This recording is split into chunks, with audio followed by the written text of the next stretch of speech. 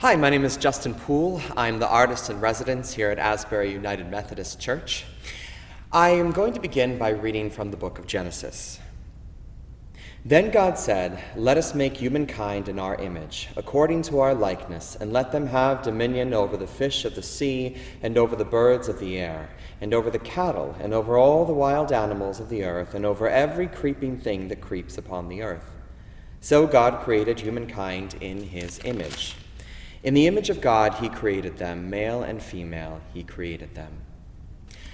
So what we get from the book of Genesis is that God is inherently creative, and as we, humanity, are created in the image of God, we also are inherently creative. Over the next few months here at Asbury, we are going to be highlighting the creative accomplishments of members of our congregation and the surrounding community. And we are going to begin by looking at the work of Stephanie Kopcinski, who is a stained glass artist in our congregation. So we hope you enjoy this video. Hi, I'm Stephanie Kopcinski, and I am just going to be doing a quick demo on my stained glass. Okay, so this is just a really simple pattern I made for this demo.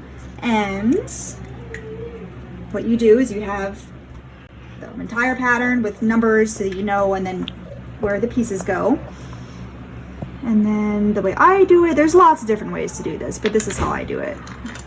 I make a copy of the pattern onto cardstock and cut out each piece, and then I trace it onto the glass, like so. There's my glass right here. And then you have to cut the glass. So first, I'm just cutting what I need off.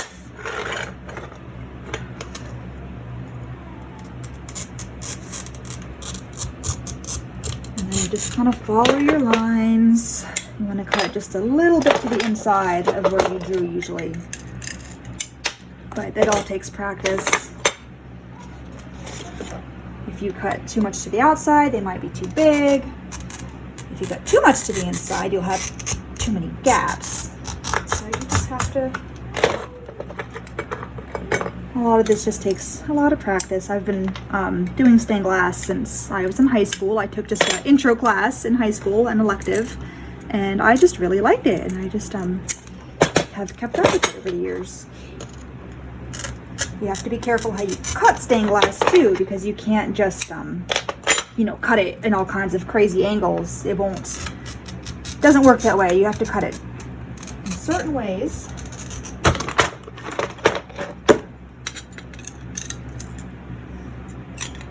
This is a really thick wavy glass, so it's harder to cut and break than a thin glass would be, or a smooth glass. Okay, so then once you have it cut, then you have to grind the edges. You don't want all those sharp edges on there. So this is my grinder.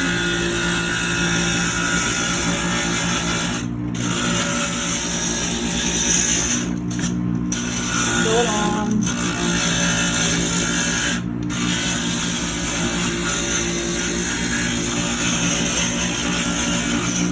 Just for demonstration purposes, I'll just go real fast.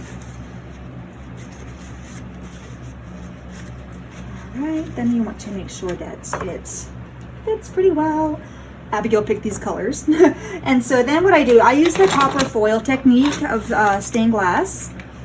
It is traditionally used in Tiffany style lamps, sun catchers, smaller panels, and more intricate designs. The technique that you see mostly in cathedrals and churches is the leaded cane, which is a really, really old technique. It goes back to medieval times, and that's where they use actual pieces of lead cane, which is like a channeled lead to hold the glass together.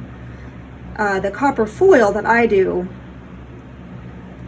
is different. It's just like a self-adhesive copper strip, and you have to wrap it around each piece.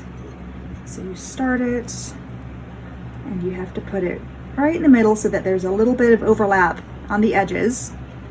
And then once it's soldered, it'll become a solid channel and keep the glass in place.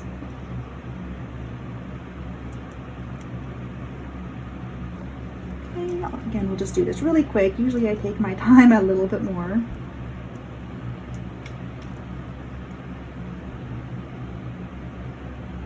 Okay, and then piece is still a little bit wet. That's why it's not going to stick too well.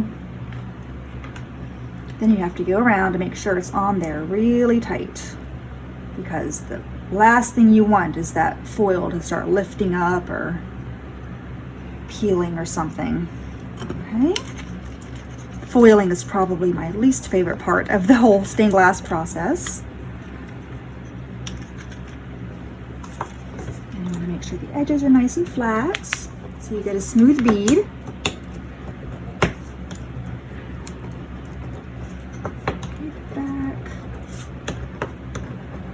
You'll notice the front and back of the glass often looks pretty different.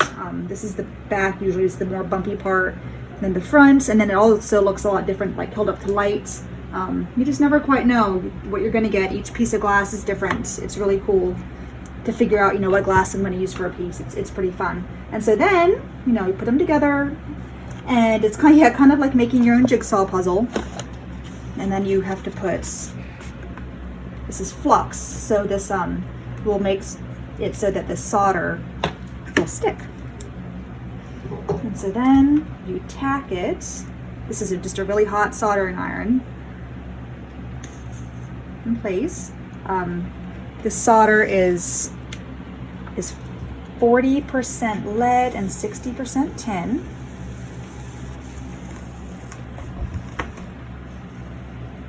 You just want to go nice and slow, get a nice smooth bead on there. Soldering definitely just takes some practice. It's usually not as rounded as I would like, so sometimes you'll have to go over it again. You don't want to go over it too much because it could break the glass. Okay, and then usually I would go around the edge and stuff and tin it up, and then round the edge. But that's just a really quick demo of how stained glass is made. Okay, and then Abigail, if you pan over, there's some pieces on the window that I did recently. Here's a mess. This is also kind of a playroom. Just kind of a simple piece. That's Blue Ridge Mountains that I did recently for someone. That's one of my horse. Okay, and so thank you for watching. And if you are interested, again, I can do designs based off of photographs or ideas. Feel free to contact me.